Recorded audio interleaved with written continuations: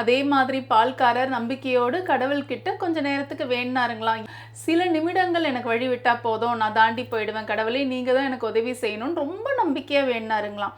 அதே மாதிரி வெள்ளத்துடைய அந்த வீரிய அளவு கம்மியான உடனே இந்த பால்காரர் தாண்டி போயிட்டாருங்களாம். இந்த குருக்கள் அத்தனை பேருமே என்ன பண்ணாங்கன்னா, அவங்களுடைய வேட்டி இருக்கு இல்லைங்களா, எங்க நனைஞ்சிட போதோன்னு எடுத்து தான் நெஞ்சில கட்டிக்கிட்டாங்களாம். அப்போ திடீர்னு அந்த வெள்ளம் வந்து அவங்க நெஞ்சு மேலே பாஞ்சுதுங்களாம். உடனே குருக்கள் தாண்ட முடியாமல் பின்னாடியே போயிட்டாங்களாம். அப்போ அந்த முனையிலிருந்து பால்காரர் சொன்னாருங்களாம், நான் கடவுளை மனசார நம்பி வேண்டனேன், ஆனால் நீங்கள் யாருமே கடவுளை மனசார நம்பி வேண்டலை, அதனால தான் உங்களுக்கு இது நடக்கலை, எனக்கு இது நடக்குதுன்னு சொன்னாருங்களாம். இந்த குட்டி கதையிலேருந்து நம்ம ஒரு விஷயத்தை தெரிஞ்சுக்கலாம். கடவுள், பிரபஞ்சம் இதெல்லாம் நம்ம சொல்கிறோம் தான். ஆனால் அந்த பால்காரருக்கு அந்த நேரத்தில் தன்னுடைய மனசு தான் ஆண்டவன், கடவுள். மனசார நம்பிக்கை வச்சாருங்க, இந்த ஆற்றை தாண்டிடுவோன்ட்டு. அதுக்கேற்ற மாதிரி நடந்துச்சு. இந்த குட்டி கதையிலேருந்து ஒரு விஷயத்தை நம்ம தெரிஞ்சுக்கலாங்க. நம்ம எந்த விஷயம் செஞ்சாலும் நம்ம மனதார நம்பணும். நம்ம இதில் ஜெயிச்சிருவோம், நம்ம அந்த இடத்துக்கு போய் சேர்ந்துருவோம், நமக்கு வெற்றி தான்.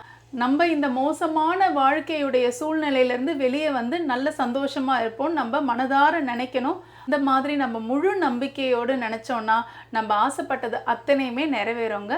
இந்த பிரபஞ்சம் நமக்கு அள்ளித்தரும். இந்த குட்டி கதை உங்கள் எல்லாருக்கும் பிடிச்சிருக்கோன்னு நினைக்கிறேன். அடுத்த குட்டி கதையில் உங்களை சந்திக்கிறேன். நன்றி, வணக்கம்.